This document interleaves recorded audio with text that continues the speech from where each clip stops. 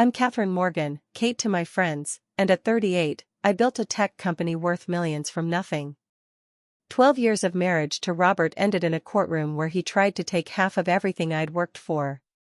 Little did he know, I had an envelope that would change everything. The look on the judge's face when he opened it was priceless, but Robert's expression when his honor actually laughed at him? That was justice. Before I tell you how I outsmarted my gold-digging husband, let me know where you're watching from. Hit that like and subscribe button, trust me, you'll want to hear how this story ends. My story begins like many American success stories, with a dream and a garage. I was 26 when I started developing my software platform that would eventually revolutionize the way small businesses handle inventory management. Every night after my day job as an IT consultant, I would come home and code until my eyes burned. My parents thought I was crazy to pour my savings into this venture, but I believed in my vision. In those early days, it was just me, my laptop, and endless cups of coffee. I hired my first employee after 8 months, when I secured my first major client. By the end of that year, I had a team of 5 working out of a small office space. We were small but mighty, and the trajectory was pointing upward. It was at a local business networking event that I first met Robert Taylor. I was there trying to make connections for my fledgling company, nervously sipping wine and rehearsing my elevator pitch.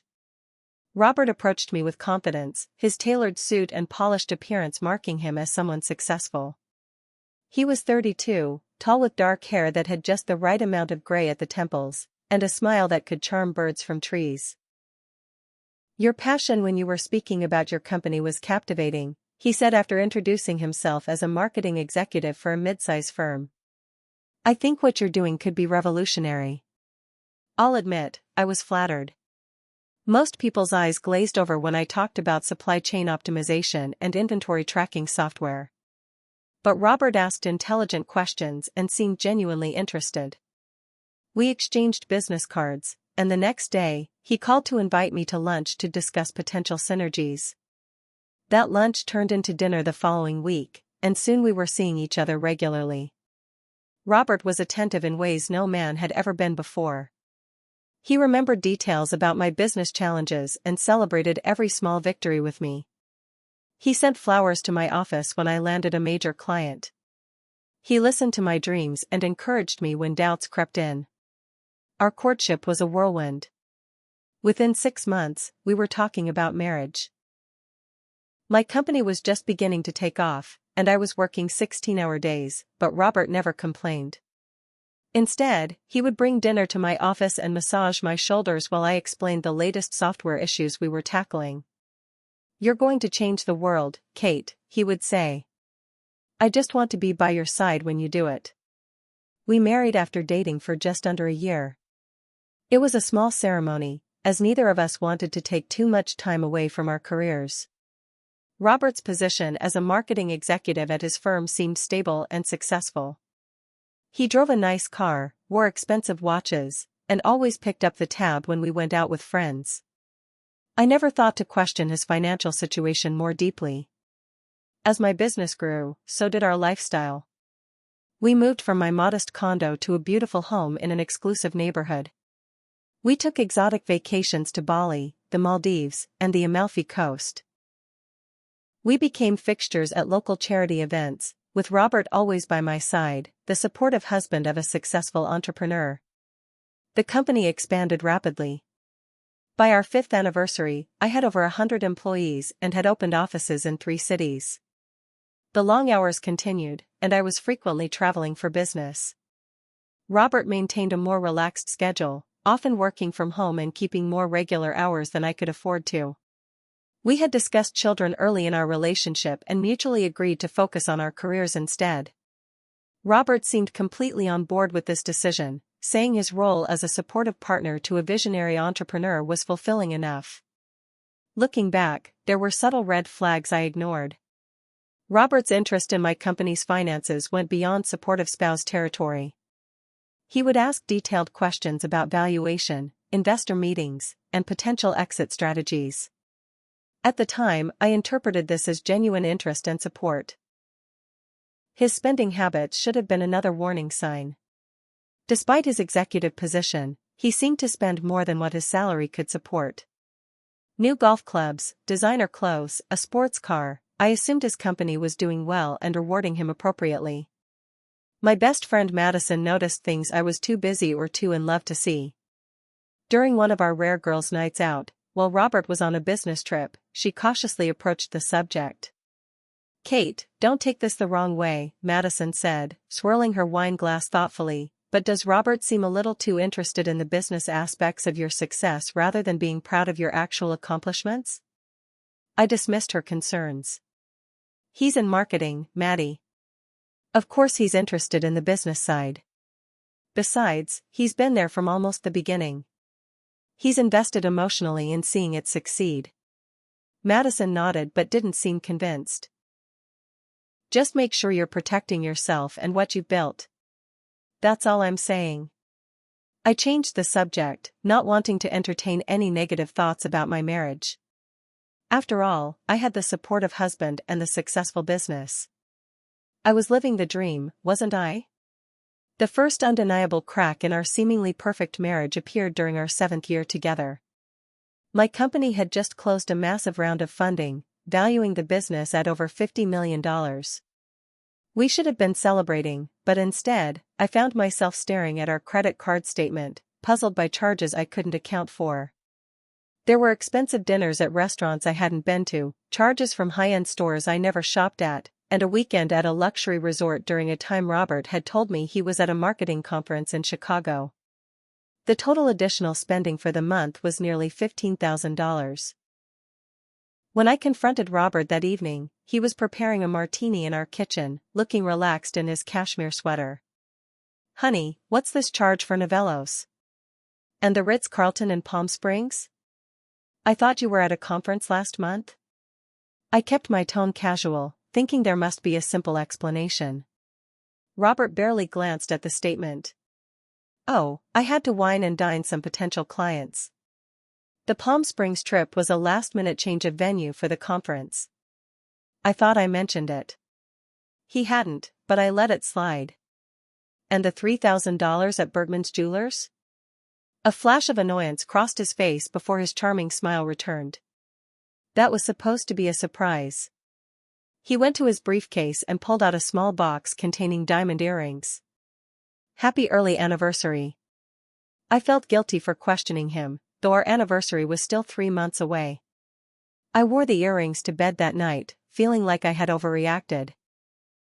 But the unusual expenses continued, and Robert's explanations became increasingly vague. When I suggested we review our finances together and create a budget, he acted offended. "Do you really want to nickel and dime me, Kate? After all I've sacrificed for your career?" he asked, his voice taking on a wounded tone I'd never heard before. "I've put my own ambitions on hold to support you." This was news to me. "What ambitions have you put on hold?" "You've continued at your marketing job." "A job that's beneath my capabilities because I didn't want to take a position that would require as much travel as yours," he snapped. "I've been the one keeping our home life stable while you're building your empire." The conversation ended with me apologizing, which became a pattern. Somehow, my concerns about our finances always twisted into me not appreciating his sacrifices. Around this time, Robert began suggesting he should have a position in my company. "I've been giving you free marketing advice for years," he said over dinner one night. "I know your business inside and out. Why not make it official? I could come on as chief marketing officer." The idea made me uncomfortable, though I couldn't articulate why. Mixing our marriage with business seemed risky, but Robert was persistent. "Think about it, we could see each other more. And with my marketing expertise, we could take the company to the next level," he continued. "Besides, shouldn't your success benefit both of us more directly?" After weeks of similar conversations, I reluctantly agreed. Our current marketing director was leaving, and Robert had experience, though not specifically in the tech sector. I created a position for him, despite reservations from my executive team. "Are you sure about this, Kate?" my CFO, Derek, asked when I informed him of my decision. "Family businesses can be complicated." Robert has years of marketing experience, I defended. And he knows our company culture. Derek looked unconvinced but didn't push further. Within months of Robert joining the company, problems emerged. He clashed with other executives, insisting on implementing marketing strategies that didn't align with our business model. He hired friends from his previous company at inflated salaries and approved extravagant marketing budgets that showed little return on investment. During board meetings, I found myself defending decisions I didn't fully support. Robert would sit across from me, his expression challenging me to contradict him publicly. I began to feel trapped between my role as CEO and my role as wife. Several board members expressed concerns about Robert's role and the apparent conflicts of interest. One even took me aside after a particularly tense meeting. "Kate, I respect what you've built here," said Janet, one of my earliest investors. "But Robert's influence is creating problems. The marketing department's budget has doubled with no corresponding increase in results. Staff turnover in his department is alarming." I promised to address the issues, but in private, Robert dismissed the concerns. "They're just threatened by change," he insisted. "Traditional marketing metrics don't capture what I'm building. It's about brand positioning for the long term." Despite my growing doubts, I continued to defend him to the board and my executive team. After all, this was my husband, the man who had supported me through the lean early years. The situation worsened when I discovered Robert had been taking potential clients to expensive dinners but closing few deals. When I asked to see the client meeting reports, he became defensive. "Are you checking up on me now? Don't you trust me?" he demanded. "It's not about trust, it's about business processes. Everyone submits reports," I explained. "I'm not everyone. I'm your husband," he retorted. Our home life suffered as tensions at work increased. Robert stayed out late networking, rarely home when I finally left the office. We stopped having dinner together, stopped sharing details of our days. The intimacy that had once been effortless now felt impossible to recapture. Madison noticed the change in me during a rare lunch together. "You look exhausted, and not just work exhausted," she observed. "What's going on with you and Robert?" I hesitated, then admitted, "Things are complicated since he started working at the company. And our personal life has taken a hit." Madison reached across the table and squeezed my hand. "Kate, I've never said this outright because I know how much you love him, but I've never fully trusted Robert's intentions. I think you need to protect yourself and your company." "What do you mean?" I asked, though part of me already knew. "Have you considered that he might be more interested in your success than in you?" "The timing of his interest in joining the company right as it's becoming highly valuable seems convenient," she said gently. I withdrew my hand. "That's not fair. Robert has been with me from the beginning, before anyone thought I would succeed." Madison didn't press, but her words lingered in my mind, joining my own growing doubts. Still, I wasn't ready to believe the worst about the man I had married. The moment everything changed happened on an ordinary Tuesday. I was supposed to be in Seattle until Thursday for meetings with a potential partner company, but the final day of discussions had been cancelled when their CEO fell ill. Rather than stay the extra night, I took an early flight home, looking forward to surprising Robert and perhaps reconnecting over a spontaneous dinner out. It was just after 4 in the afternoon when my rideshare pulled up to our house. Robert's car was in the driveway, which was unusual. He rarely left the office before 6.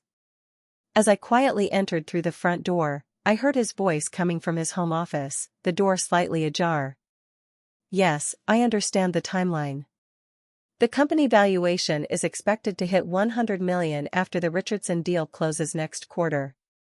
Robert's voice had a calculated tone I'd never heard before. "That's the optimal time to file. California's community property laws are clear, I'm entitled to 50%. I froze in the hallway, my suitcase still in hand, blood rushing in my ears. "No, she doesn't suspect anything," he continued. "Kate's too busy playing CEO to notice what's happening in her own home." The cruel laugh that followed felt like a physical blow. I must have made a sound because Robert suddenly stopped talking. "Someone's here." "I'll call you back," he said hurriedly. I retreated to the kitchen, trying to compose myself before he found me. My mind raced with questions and denial. Maybe I'd misunderstood. Maybe this was about something else entirely. "Kate? You're home early," Robert said, appearing in the doorway with a look of surprise quickly masked by a smile that no longer reached his eyes. "Meetings finished sooner than expected," I managed to say, studying his face as if seeing it for the first time. "Who were you talking to?" "Just a colleague about a marketing strategy," he replied smoothly, coming over to kiss my cheek. "How about dinner out tonight? That new Italian place you wanted to try?" I nodded mechanically, buying time to think. That night at dinner, I watched my husband charm the waiter, order expensive wine, and talk about weekend plans as if nothing had changed. But everything had changed. The man across from me now felt like a stranger wearing my husband's face. The next day, I called in sick, something I never did, and waited for Robert to leave for work. Then I began my investigation, starting with his laptop. His password had always been my birth month and day followed by his initials, a detail that once seemed sweet but now felt calculated. What I found shattered any remaining illusions. Folders of documents on California divorce law, specifically sections on community property. Spreadsheets tracking my company's growth with projected valuations. Email correspondence with a divorce attorney dating back nearly 2 years. Research on how business assets are divided in high-net-worth divorces. But the most damning evidence was a document titled Exit Strategy, detailing a timeline for divorcing me that aligned with projected company milestones. The plan explicitly stated waiting until after the Richardson deal, which would significantly increase the company's value, before filing for divorce. My hands shaking, I discovered a hidden bank account Robert had been funneling money into, nearly $200,000 over the past 3 years, money I thought was going toward our joint investments. As I dug deeper, I found something even more painful, evidence of an affair with his assistant Jennifer, who had joined the company shortly after Robert. Text messages between them mocked my dedication to my company, my naivety in trusting Robert, and explicitly discussed their plans for after the divorce was finalized and they had half of Kate's fortune. One message from Robert to Jennifer made me physically ill. "Just a few more months of playing the dutiful husband, then we'll have everything we need. Kate's so focused on her precious company she has no idea what's coming. Community property means I get half of everything, including the business I've contributed to for years. Her workaholic nature works in our favor, easy to document neglect of the marriage." I printed key documents, backed up digital files, and tried to think clearly through my rage and heartbreak. This had been Robert's plan all along, perhaps from the very beginning of our relationship. I had been nothing but a means to an end, a pathway to wealth he hadn't earned. When Robert came home that evening, I was sitting in the living room with a glass of wine, the printouts organized in a folder beside me. "We need to talk," I said calmly, surprising myself with my composure. "Can it wait?" "I've had a long day," he replied, loosening his tie and heading toward the bar cart. "No, it can't wait. I know everything, Robert." He turned slowly, his expression carefully neutral. "Know what, exactly?" I pushed the folder toward him. "About your exit strategy. The hidden bank account. Jennifer. Your plans to divorce me after the Richardson deal closes." A series of emotions flashed across his face, surprise, anger, calculation, before settling into a cold smile I'd never seen before. "Well, this is unfortunate timing," he said, making no attempt to deny anything. "But it doesn't really change the outcome, Kate. California is a community property state. We've been married for 12 years, during which time your company grew from nothing to a major enterprise. I've been an employee contributing to its success. I get half.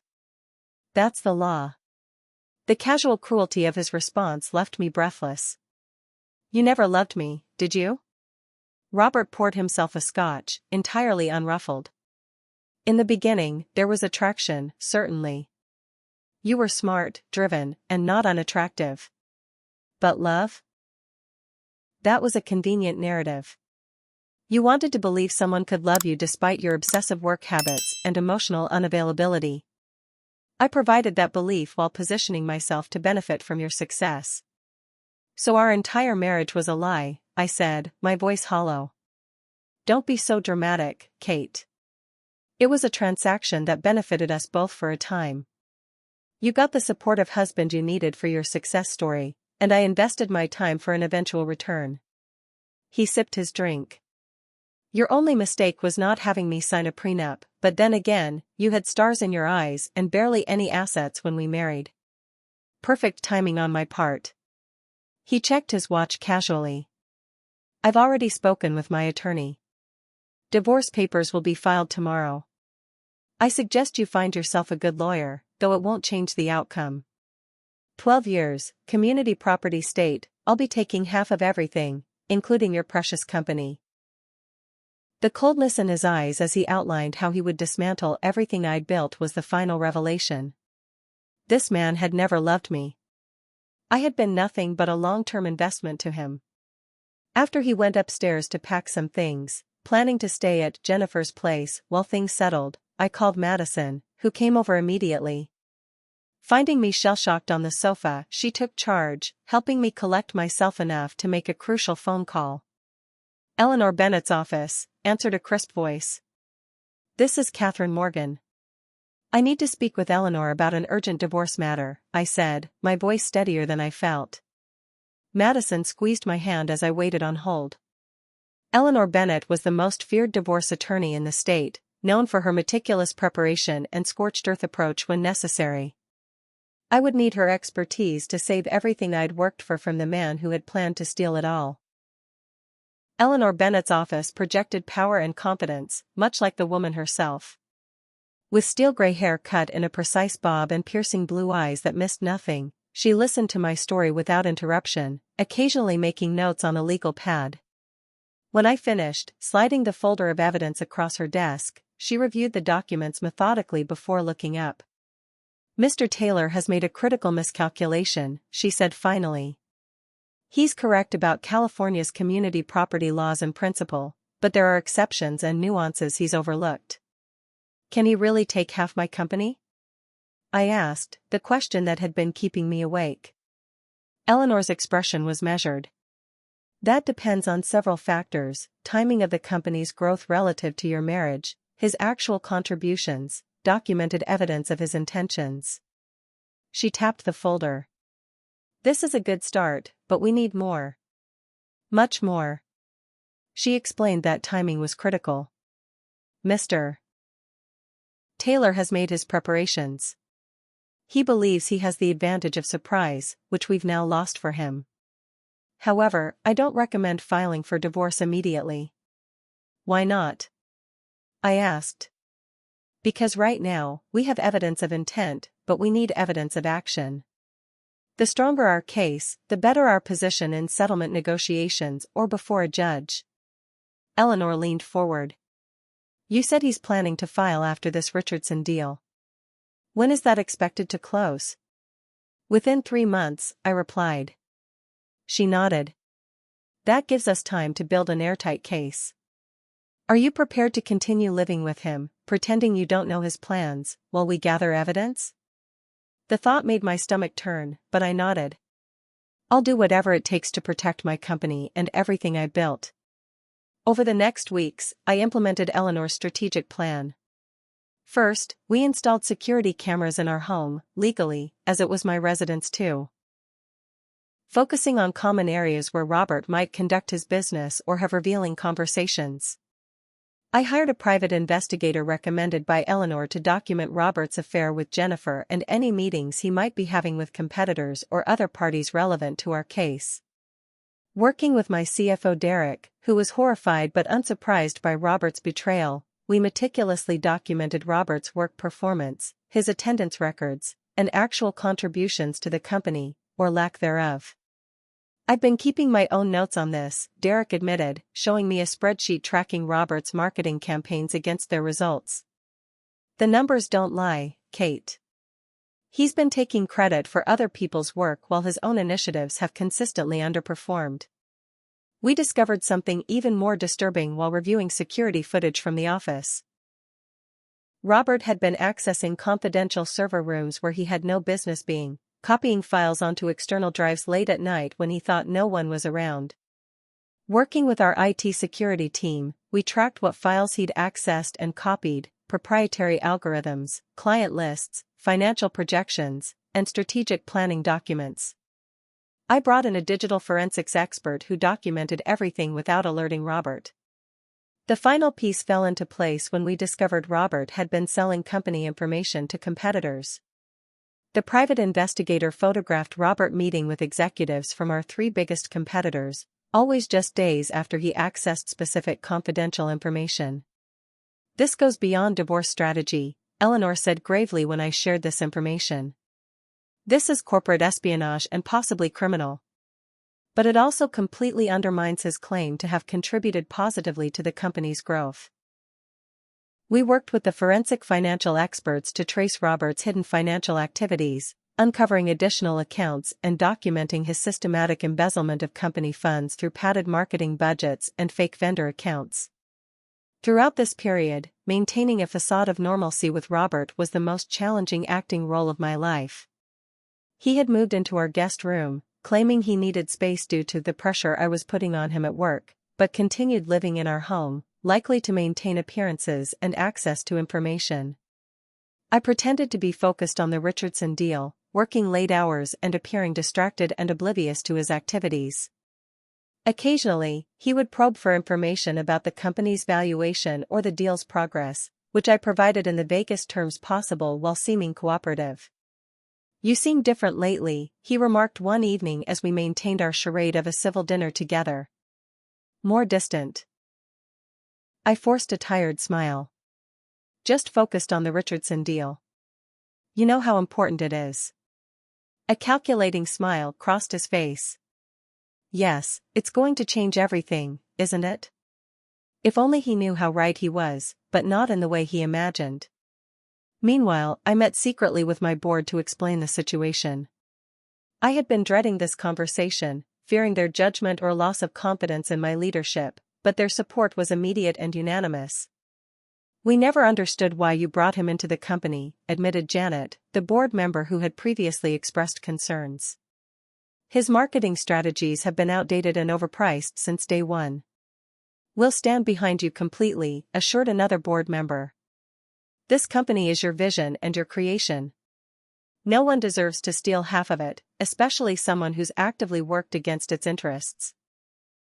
With the board's backing, we began subtle organizational changes that limited Robert's access to sensitive information without alerting him to our knowledge of his plans.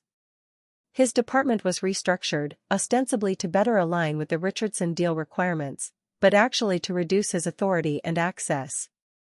The emotional toll of living this double life was enormous. I lost weight, struggled to sleep, and jumped at unexpected sounds. Madison became my lifeline, providing a place to decompress and speak freely when the pressure of maintaining the facade became too much. "I don't recognize my life anymore," I confessed to her one night, curled up on her couch with a blanket around my shoulders. 12 years with someone who was just waiting for the right moment to take everything from me. Madison's expression was fierce with loyalty. "He won't win, Kate. You're stronger and smarter than he is. And unlike him, you have people who genuinely care about you." Eleanor kept me focused on the end goal. "Every piece of evidence we gather strengthens our position," she reminded me during our weekly secure meetings at her office. "When the time comes, he won't know what hit him." By the time the Richardson deal was approaching its final stages, we had amassed a comprehensive case against Robert, evidence of his corporate espionage, embezzlement, affair, and planned divorce strategy. Eleanor had prepared documentation showing that my company's growth was primarily due to innovations and deals that occurred before our marriage or resulted from my work and relationships that Robert had no part in. We also had statements from employees and board members about Robert's negligence and harmful business decisions, contrasted with the company's success despite his involvement, not because of it. "We're ready," Eleanor confirmed after reviewing our complete file.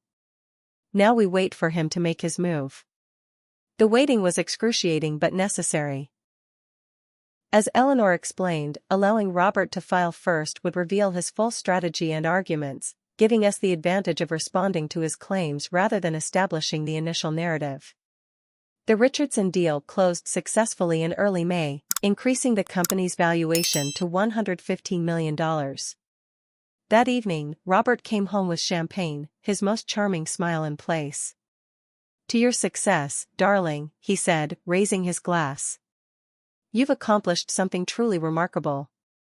I clinked my glass against his, noting the predatory gleam in his eyes. "Couldn't have done it without you," I replied, the irony of my words lost on him.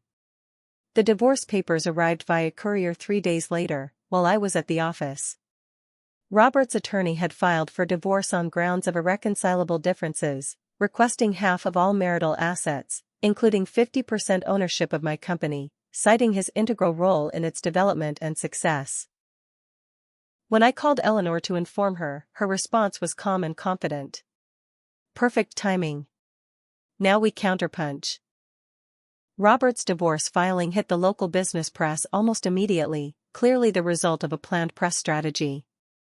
The headlines were exactly what he would have wanted: "Tech CEO's husband files for divorce, seeks half of $115 million company," and "Katherine Morgan's marriage crashes as business soars."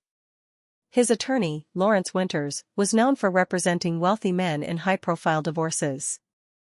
The narrative they pushed to the media was calculated: Robert as the supportive husband who had sacrificed his own career ambitions to help build his wife's successful company, only to be cast aside once she achieved success. A particularly painful quote from sources close to Robert claimed that I had become consumed by ambition and wealth, forgetting the man who stood by her side when she was nobody.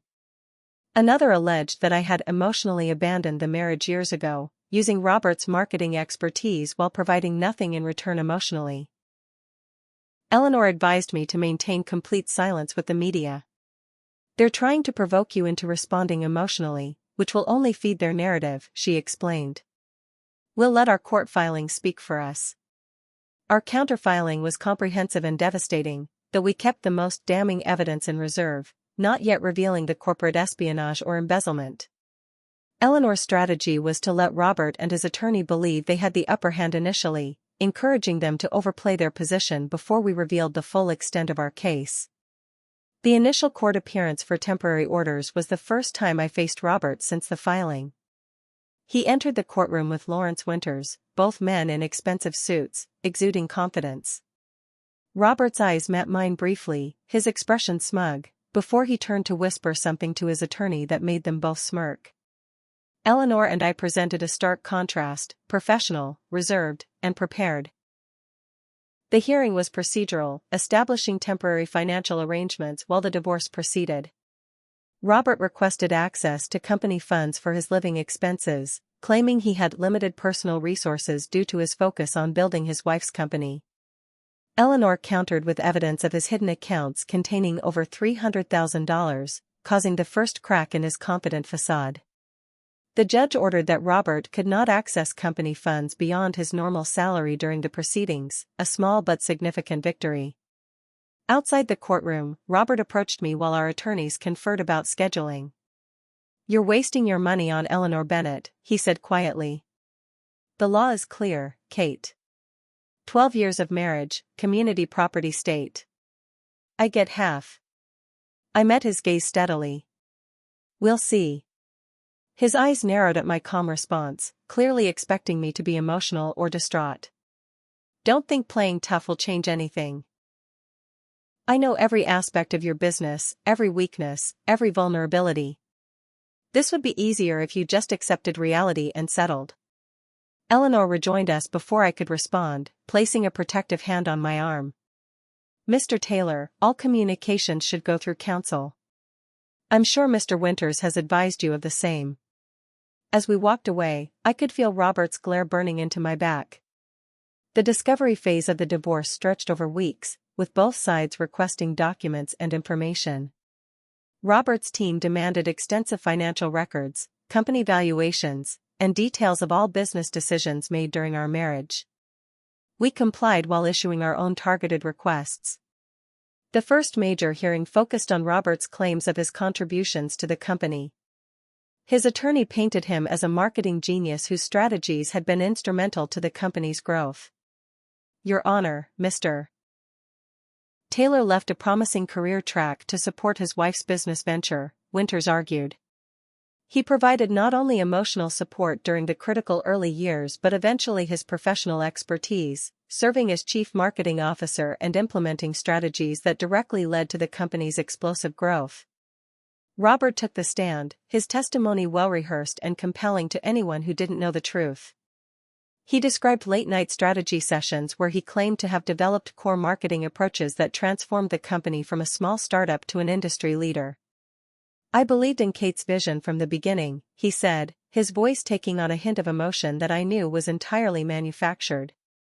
I supported her financially and emotionally when no one else would, and later, I brought my professional expertise to formally help grow the business. When asked about our personal relationship, Robert sighed dramatically. As the company grew, Kate became increasingly distant. The business became her only focus, her only passion. I tried to maintain our connection, but it became clear that the company had replaced me in her heart. Eleanor's cross-examination was surgical. She established the timeline of the company's major growth milestones, most of which occurred before Robert joined the company officially. She questioned him about specific marketing campaigns he claimed credit for, exposing his lack of detailed knowledge when pressed. Mr. Taylor, you've claimed your Expand East marketing initiative was responsible for the company's growth in Eastern markets.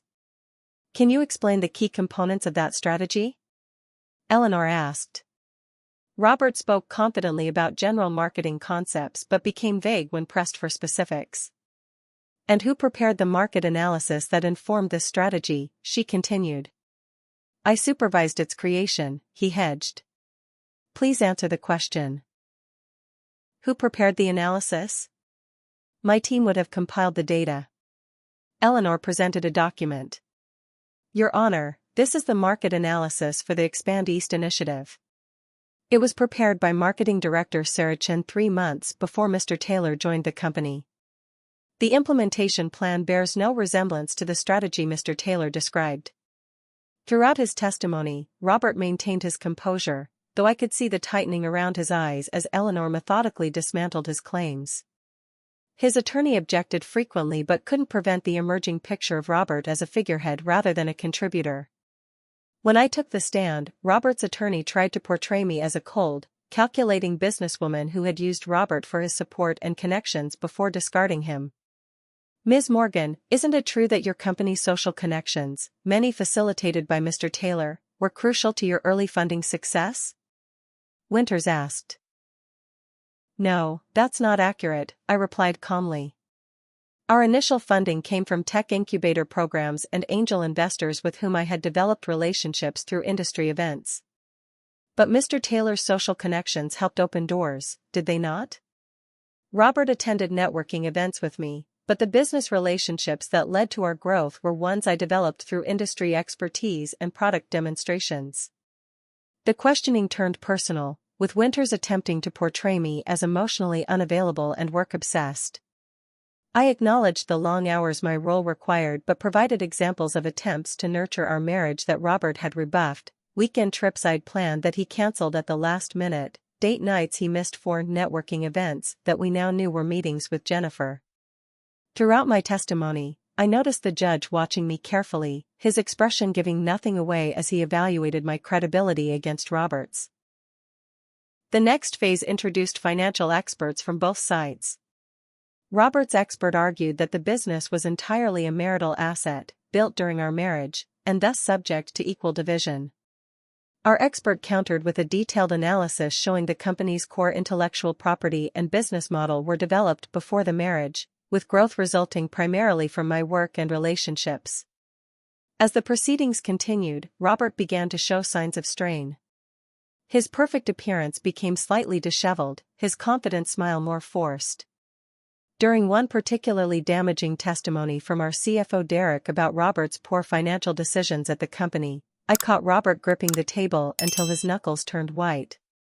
The judge, initially appearing potentially sympathetic to Robert's claims of being an overlooked contributor, began asking more pointed questions, particularly about discrepancies in Robert's testimony about his role in key business decisions. Despite the mounting evidence against him, Robert maintained his confident facade.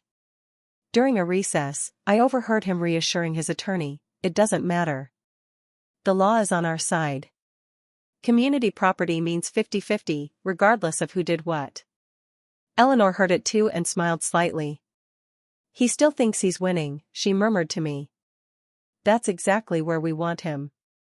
After 3 weeks of hearings, we reached the critical juncture, the court's determination on the division of business assets. Robert sat beside his attorney, a smug smile playing at his lips as the judge called the court to order. The confidence in his expression suggested he still believed the law's basic premise of equal division would prevail despite the evidence we'd presented. I felt a moment of doubt as I watched him. Had we done enough? Was our evidence sufficient to overcome the presumption of community property? Eleanor sensed my anxiety and placed a reassuring hand on mine. "Trust the process," she whispered. "It's time." As the judge prepared to hear final arguments on the business division, Eleanor stood. "Your Honor, before final arguments, we request permission to submit additional evidence relevant to Mr. Taylor's claims regarding his contributions to Morgan Technologies." Robert's attorney immediately objected. "Your Honor, discovery is closed. This is an obvious attempt to introduce last-minute evidence that we haven't had the opportunity to review." The judge looked at Eleanor. "Ms. Bennett, why wasn't this evidence introduced during the regular discovery period?" Eleanor's response was measured. "Your Honor, this evidence has been obtained through an ongoing internal corporate investigation that concluded only yesterday. It directly contradicts Mr. Taylor's sworn testimony about his contributions to the company and reveals activities that we believe constitute corporate espionage and fraud." The judge considered this for a moment. "I'll allow it, but Mr. Winters will have adequate time to review and respond." As Eleanor approached the bench with the envelope, I watched Robert's face. His expression flickered from confidence to confusion to the first hints of concern. It was time for the envelope to do its work. The courtroom fell silent as the judge opened the sealed envelope Eleanor had handed him. Inside was a USB drive and a summary document outlining its contents. As he began reading, his expression changed from professional neutrality to visible surprise, and then, most devastatingly for Robert, he actually chuckled and shook his head in apparent disbelief. "Mr. Winters, Ms. Bennett," the judge said, looking up, "I'll need to review these materials in chambers. We'll reconvene in 30 minutes. Robert leaned over to his attorney, whispering urgently, "What's happening? What was in that envelope?" Winters shrugged, looking equally confused. "I don't know, but we'll object to anything that wasn't properly disclosed during discovery." When the judge returned, his demeanor had changed significantly. He looked directly at Robert with an expression that combined disappointment with something close to disgust.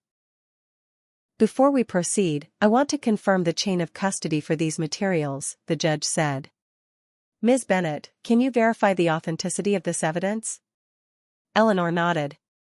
"Yes, Your Honor. All digital evidence has been authenticated by forensic experts, whose affidavits are included. The physical evidence has been maintained under proper protocols by Morgan Technologies' security team and the private investigation firm of Bradshaw and Associates." The judge turned to Robert's attorney. "Mr. Winters, you and your client should review this evidence before we continue. The court will recess for 1 hour." In the conference room, I watched through the glass as Robert and his attorney reviewed the contents of the envelope. Robert's face drained of color. He stood abruptly, pacing the room, gesticulating wildly at his attorney, who appeared to be trying to calm him down. When we reconvened, the atmosphere in the courtroom had transformed. Robert sat stiffly beside his attorney, his previous confidence completely evaporated. "Your Honor," Winters began, "we object to the introduction of this evidence. It was not provided during discovery and represents an ambush tactic." "Mr. Winters," the judge interrupted, I've reviewed your objection, but given the nature of the evidence, I'm going to allow it. This information is directly relevant to Mr. Taylor's claims about his contributions to Morgan Technologies, and some of it suggests potential criminal activity that the court cannot ignore. The judge turned to Eleanor. Ms. Bennett, please present your evidence to the court. Eleanor stood, her composure perfect. Your Honor, the evidence before you demonstrates that, far from contributing positively to Morgan Technologies as Mr. Taylor has testified under oath, he has engaged in a systematic campaign of corporate espionage, theft of trade secrets, and financial fraud against the company. She used a court-provided projector to display the first piece of evidence, screenshots of Robert's email correspondence with competitors, attaching proprietary company documents. These emails, forensically recovered from Mr. Taylor's company laptop, show him providing confidential information to Morgan Technologies' three main competitors. The timestamps align perfectly with server logs showing when Mr. Taylor accessed these specific files, always late at night when he believed no one was monitoring his activities. Robert shifted uncomfortably as Eleanor continued, displaying financial records showing how he had embezzled company funds through fraudulent marketing vendors, shell companies he had created to funnel money into his hidden accounts. Bank records confirm that Mr. Taylor diverted over $1.2 million of company funds to these entities, which then transferred the money to his personal accounts in the Cayman Islands.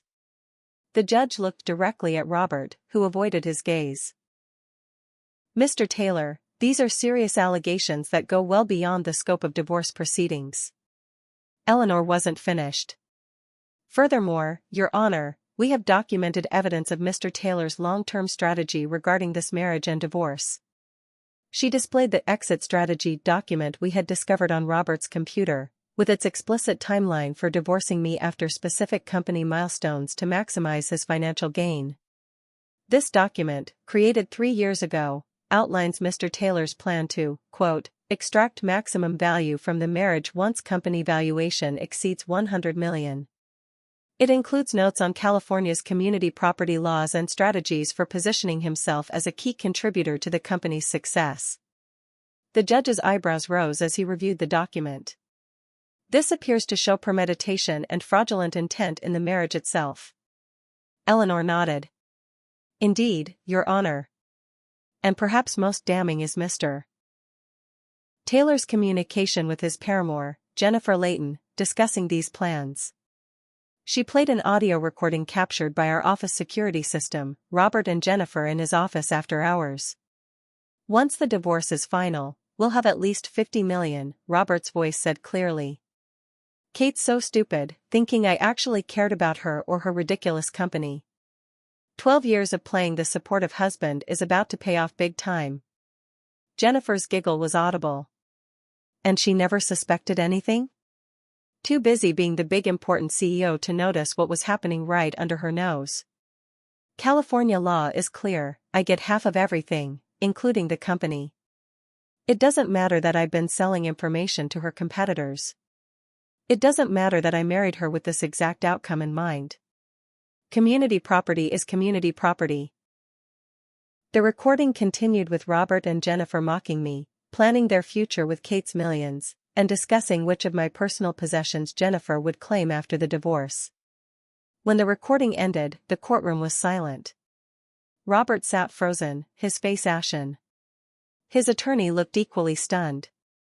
Eleanor continued methodically through additional evidence, photographs taken by the private investigator showing Robert meeting with executives from competitor companies, always within days of accessing specific confidential files, testimony from employees about Robert's negligence and harmful decisions, forensic financial analysis showing how his marketing strategies had actually cost the company millions rather than contributing to its success.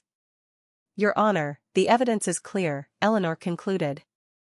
Mr. Taylor entered this marriage with fraudulent intent, engaged in criminal activity against Morgan Technologies, and is now attempting to profit from his own wrongdoing. We ask the court to consider this evidence not only in determining the division of assets but also in evaluating Mr. Taylor's credibility in these proceedings. The judge turned to Robert's attorney. Mr. Winters, your response? Winters looked like a man who had suddenly found himself in quicksand. Your Honor, we need time to properly evaluate these serious allegations and prepare a response. The evidence appears quite comprehensive, counsel, the judge noted dryly. Robert suddenly stood up. This is all fabricated. She's trying to cheat me out of what's legally mine. His composure had completely cracked, his face flushed with anger. Mr. Taylor, control yourself, the judge warned. You'll have an opportunity to address these allegations properly. I demand my rights under California law. Community property means I get half, regardless of anything else. Robert continued, ignoring his attorney's attempt to get him to sit down. Mr. Taylor, one more outburst and I'll hold you in contempt, the judge said firmly. Robert sat down, seething, as his attorney tried to salvage the situation. Your Honor, even if these allegations were true, which we do not concede, the basic principles of community property law still apply to assets acquired during the marriage. The judge's response was measured but clear. Mr. Winters, I'm well aware of California's community property laws. I'm also aware of the exceptions to those laws, including assets acquired through fraud or criminal activity, and the principle that one spouse cannot profit from their own wrongdoing against the other spouse or their business interests. He turned to Robert. Mr. Taylor, these allegations go beyond the divorce case. They suggest potential violations of federal law regarding corporate espionage, wire fraud, and possibly RICO violations. I am obligated to refer this evidence to the district attorney's office for review. Robert's face went from red to white in an instant. The judge continued, as for the division of marital assets, given the evidence presented today, I find that Mr. Taylor's claims regarding his contributions to Morgan Technologies are not credible. Furthermore, I find that his actions constitute financial misconduct that significantly dissipated marital assets and damaged the company's value through his espionage activities. The judge shuffled his papers, then delivered his ruling. The court finds that Morgan Technologies, while technically a marital asset in part, cannot be subject to the normal community property division due to Mr. Taylor's documented fraud and misconduct. Mr. Taylor's actions constitute both fraud on the community and fraud on the court through his perjured testimony. Robert started to protest, but his attorney grabbed his arm, silencing him. Therefore, the judge continued, Morgan Technologies shall remain the sole property of Katherine Morgan. Mr. Taylor's claims to any ownership interest in the company are denied in their entirety. I felt a wave of relief wash over me as Eleanor squeezed my hand under the table. Furthermore, the judge added, given the evidence of financial misconduct and hidden assets, Mr. Taylor shall be entitled only to those assets held solely in his name that can be proven to have been acquired legally. All joint accounts and properties shall be subject to further forensic accounting to determine what portion, if any, Mr. Taylor is entitled to, after accounting for the funds he has diverted and the damages his actions have caused to Morgan Technologies. The judge looked directly at Robert, whose smugness had been replaced by shocked disbelief. Mr. Taylor, I must say in my 20 years on the bench, I have rarely seen such calculated deception and betrayal as documented in this evidence. The court does not look kindly on those who abuse the sanctity of marriage as a vehicle for fraud. As we prepared to leave the courtroom, Robert attempted to approach me, but court security intervened. This isn't over, Kate, he hissed as they escorted him away. You'll regret this. Eleanor put a protective arm around my shoulders. Actually, Robert, it is over. Completely and utterly over.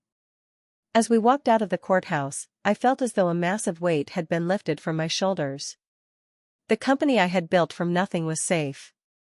The man who had tried to steal it all had been exposed for what he truly was. And the judge's laughter when he first saw the evidence in that envelope? That was the sound of justice beginning to unfold. The final divorce settlement was even more favorable than Eleanor and I had dared to hope. The judge awarded Robert nothing from my company and only minimal financial assets, essentially what he had brought into the marriage, minus legal fees and potential restitution. It's almost unheard of in California, Eleanor told me as we reviewed the final judgment. But the evidence of fraud was so overwhelming, the judge had clear grounds to deviate from the standard community property division. I signed the papers with a steady hand, officially ending my 12-year marriage to a man who had never truly loved me. The signature felt like closing a chapter that should never have been written. "What happens to Robert now?" I asked. Eleanor's expression was grim but satisfied. "The district attorney has opened an investigation based on the evidence we presented. Corporate espionage, wire fraud, embezzlement, he's facing potential federal charges. Jennifer is also under investigation as an accomplice." True to Eleanor's prediction, within a month of our divorce being finalized, Robert was arrested. The district attorney had found additional evidence of his crimes once they had access to his private accounts and devices. The business press, which had initially portrayed him as the supportive husband seeking his fair share, now ran headlines like "Tech CEO's ex-husband charged with corporate espionage and marriage as fraud, the Robert Taylor case." With the legal battles behind me, I turned my attention back to my company, which had weathered the storm remarkably well thanks to the loyal team around me. We implemented comprehensive new security protocols, requiring multi-factor authentication for sensitive data access and regular security audits. The marketing department, freed from Robert's harmful influence, flourished under new leadership. Sarah Chen, who had created many of the successful strategies Robert had claimed credit for, stepped into the role of Chief Marketing Officer and immediately improved our market positioning. In the months that followed, I focused on rebuilding my personal life with the same determination I had applied to my business. The betrayal had left deep wounds, making it difficult to trust people. I began working with a therapist specializing in recovery from narcissistic relationships, slowly understanding the patterns I had missed and the red flags I had ignored. Madison remained my rock throughout this process. I knew that Snake was trouble from day one, she reminded me over our weekly dinner. "But now you're free, and he's exactly where he deserves to be." I also reconnected with friends I had neglected during my marriage, people Robert had subtly encouraged me to distance myself from, I now realized. Weekend brunches, movie nights, and hiking trips became regular features in my calendar, filling the social void that had grown during my marriage. My parents, who had always been politely reserved around Robert, finally admitted they had harbored concerns about him from the beginning. "He never looked at you the way someone in love should," my mother confessed during their visit. "But we didn't want to interfere. We're just grateful you discovered the truth before he could take what you've worked so hard to build." 6 months after the divorce, I launched a mentoring program for women entrepreneurs, offering guidance on both business development and personal protection.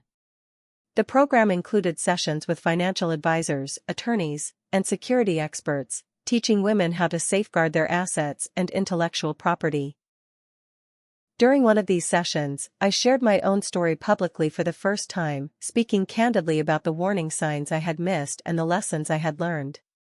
"Success makes you a target," I told the room full of ambitious women. "Not just for competitors, but sometimes for those closest to you. Trust your instincts, document everything, and never be afraid to verify what doesn't feel right." The response was overwhelming, with many women approaching me afterward to share similar experiences or concerns about their own relationships. I realized that my painful experience could serve as a warning and protection for others. As my company continued to thrive, expanding into new markets and launching innovative products, I found myself reflecting on the journey that had brought me here. The betrayal that had nearly cost me everything had ultimately made me stronger, more cautious, but also more determined to create something meaningful. I had learned to trust myself again, to recognize my own worth beyond my business success, and to build genuine connections based on mutual respect rather than what someone might gain from me. A year after the divorce, at a technology conference in San Francisco, I met someone who looked at my success with admiration rather than envy.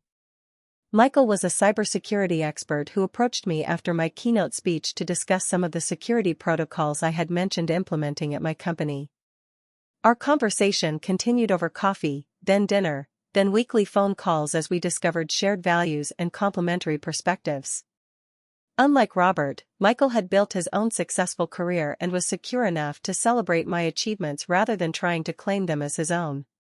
We took things slowly, both of us carrying lessons from past relationships.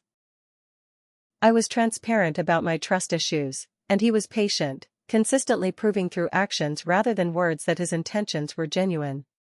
2 years after my divorce, as I accepted an award for women in technology leadership, I looked out at the audience and saw Michael applauding with genuine pride. Next to him sat Madison, my parents, and several team members who had stood by me through the darkest days. In my acceptance speech, I addressed the journey that had brought me there. Success isn't just about building something valuable, I told the audience.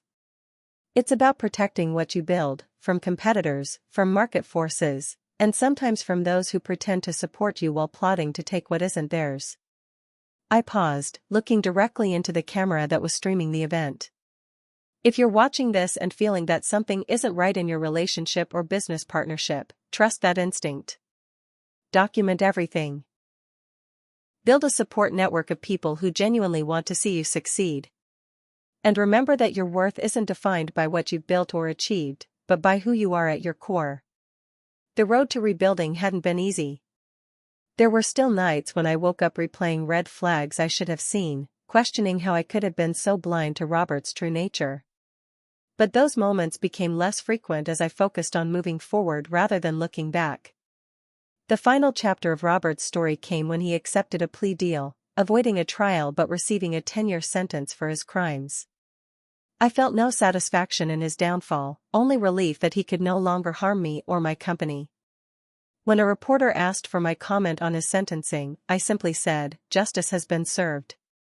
I'm focused on the future, not the past." And it was true. The envelope that had changed everything in that courtroom had not only saved my company but had freed me from a relationship built on lies and manipulation. The judge's laughter when he saw the evidence had been the first indication that truth would prevail over deception. The greatest lesson I learned through this ordeal wasn't about business strategy or legal protections, though those were important. It was about the power of trusting myself, of recognizing that I deserved genuine love and support, not someone who saw me as a meal ticket or an investment opportunity. Today, my company continues to grow, now valued at over $300 million. I've established a foundation to support women entrepreneurs, particularly those recovering from financial abuse or exploitation. And I've found a balance between professional success and personal fulfillment that I never achieved during my marriage. The envelope that revealed Robert's true nature didn't just save my fortune. It saved me from spending more years with someone who saw me as nothing more than a means to an end. And that, perhaps, was the most valuable outcome of all. If you've ever ignored red flags in a relationship or business partnership, I'd love to hear your story in the comments below.